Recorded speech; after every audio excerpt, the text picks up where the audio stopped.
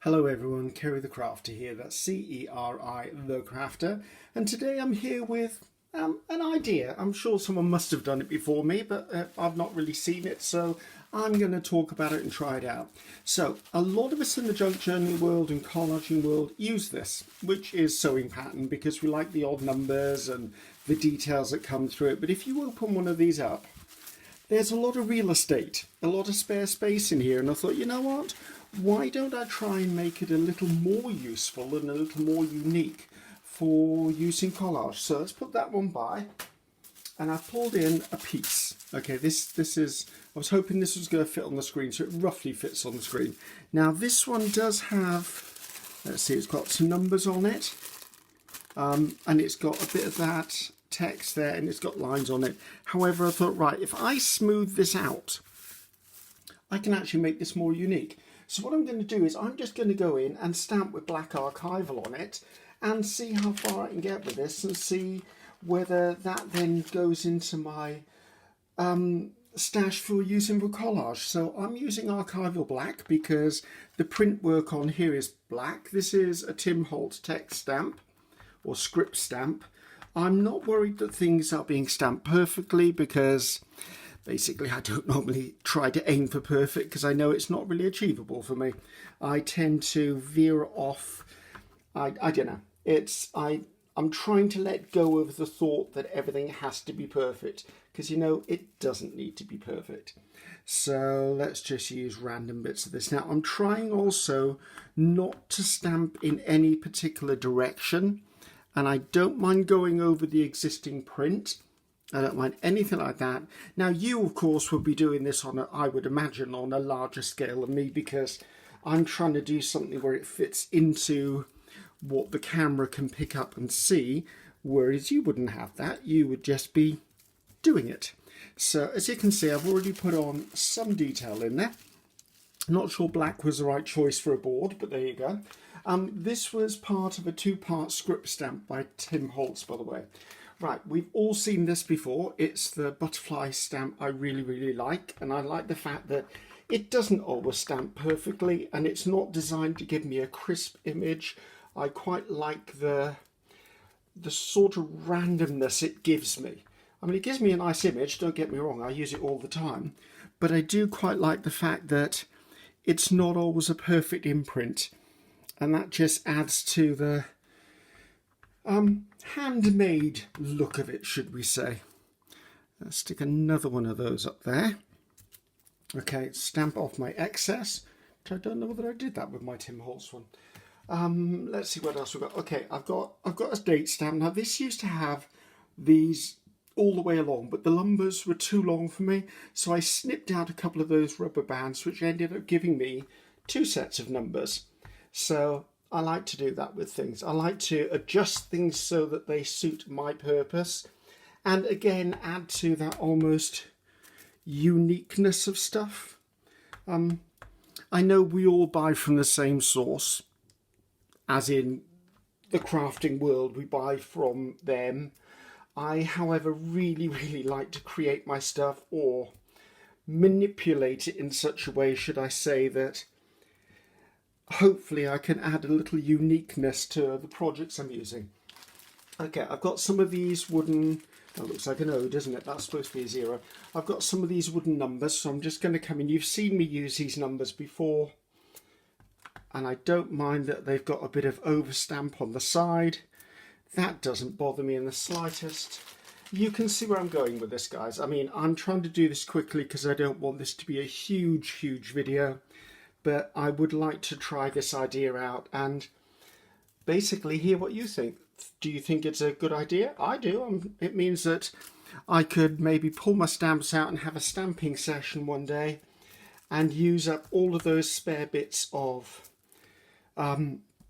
whatever this stuff's called, sewing pattern, and actually just get on with it and use it more than I do normally, instead of stashing big pieces of it and only using the edges or only using the bits that I find interesting, and then I keep stuffing the rest back in the drawer or the box. So I think that's enough of that. So we get the idea. Okay, I could be doing anything I wanted on here, okay? Another one I would say is stamping in red looks really nice on this colour as well. So don't avoid going to other colours just because I've said I want to do it in black. Right, let me see whether I've got something that's white. There's a bit of A4 white paper, just so you can see roughly what I've done. So I've turned my sewing pattern now into a really useful bit of something that I can use for collage or use for attaching to other things. So let's see what I've got. Right, I've got this in my workshop, which I'm working on at the moment. It's a bit of a grungy background. So I'm going to take some of this, and just as I would normally use this tissue, I just tear it because that's what I do. And that's what I would probably do in collage. Let's put that to one side. Now, you can either glue this or you can glue this. It's up to you entirely. I fluctuate between the both of them, to be honest. I usually use a glue stick, although I am sometimes known to use Tim Holtz's Collage medium, which is another one I quite like using. So let's get in a glue book here. I'm using just regular Pritt stick here. And I'm going to put some of this on the page because this is being created because I needed some more tag backgrounds for another project. So that's why that's there. As you can see, I'm just going around making sure I've got glue on here. I've got a square top edge, so I'm going to stick with a square top edge. Now, the thing I like about sewing pattern is it's not that fragile that I can't lift it up if it's laying down badly. As you can see, trying to do this and look through a camera, as always, not the easiest things.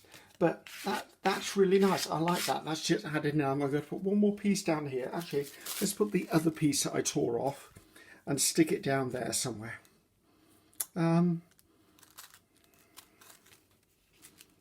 Maybe I don't want that line in it. That's the thing that's bothering me, I think. So now little strips like this I would keep, and I put them in a bag. I've got what would you call it? Not a Ziploc bag. Yeah, well, I would call it a Ziploc bag, but I mean, like a lunch bag or something, like a plastic bag that I can seal. Okay, I'm having a bit of a mental moment as far as I can't remember what things are called today. I think it's the cold weather, and goodness knows it's cold here. So I tore that with my finger, but that's okay. It'll just add to the interest. Let's put it over there. So we get the idea anyway. Let's see if I just tear that bit off. So it would just be another way to actually add a bit of interest to a background, and then once that's dry I can cut that up. So the other thing I thought I wanted to look at is, okay, I've got this tag base, and it is a tag base. It's something that's been in my stash for a little while. Not done anything with it. I think it's really cute, and I think I'm going to grab, I wonder whether I want to grab a whole section of that. Maybe I do. Maybe I'm going to tear this down. As you can see, I didn't really plan this. I just went with the flow because that's how we do stuff. So let's take that glue page and put it over with the other stuff. Let's grab another glue book that's larger, because what I'm going to do this time is I'm actually going to glue the tag and not that. So just because I'm covering the entire thing, knocking some of these colours back a bit and accentuating some of the other colours on here, so it'll give me a lot more of a vintage feel to this tag. As you can see, I'm quite liberal with my glue stick, and I've always been quite liberal with my glue stick, and I think that that's the reason I don't ever worry that things are going to come off it. So let's see if I can just pop that entire thing down. Oops, I missed a bit. Come on, Griffiths, before you get stuck totally. There you go. I didn't realise there was a notch outside, so I have to put it on like that. Okay, as I said before, I like the fact that I can lift this up and straighten it out if I really need to, if I've got wrinkles or anything. I would say don't take too long in doing that, because obviously the glue underneath is drying, but it definitely gives you enough time to work. So once I've got it on there, I'm not firmly pressing down, I'm just gently pressing down just to smooth it out. So that already has just turned that tag, which I must admit was a lovely tag, has just turned it into a far more useful tag. So my next job is obviously grab a pair of scissors. Where's my big old Tim Holtz ones?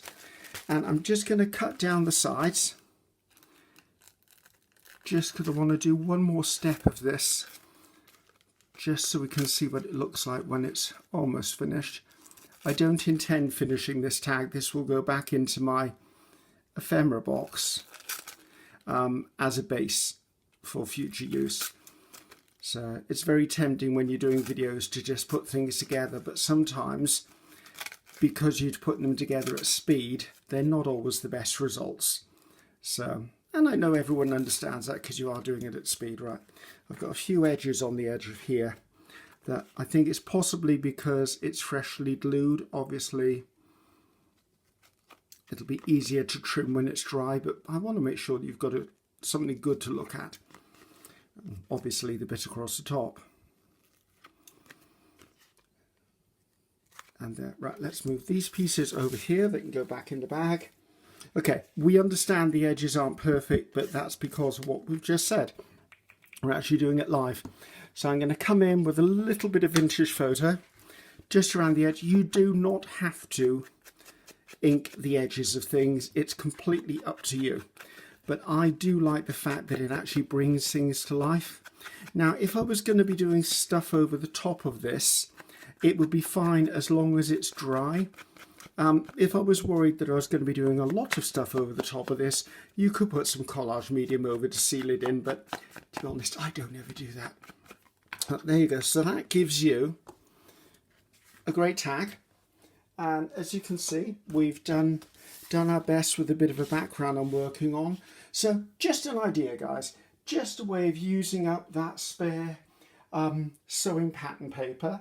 And all of these scraps will now go into, let's see, where is it? This bag, which is where I keep my scraps. And I'll use that for the future. So just a little idea. I'm sure someone's done it somewhere. I'm absolutely certain that I can't be the first person to have come up with that idea. But it's a great way of using all of that empty real estate in your sewing patterns. So hopefully you've enjoyed that. Hopefully you find it useful, and hopefully you have a play with it. So remember, guys, when you look at sewing patterns, don't just look at this. You've got all of these big blank spaces you could be using. So this is me, social media and everything else there for you to drop me positive comments, like, share, subscribe, all of the above, or none of the above. I just hope you've enjoyed the video. So I'm Ceri the Crafter, and this is me. That's Ceri, C-E-R-I, the Crafter, and I'll see you next time. Bye-bye, guys.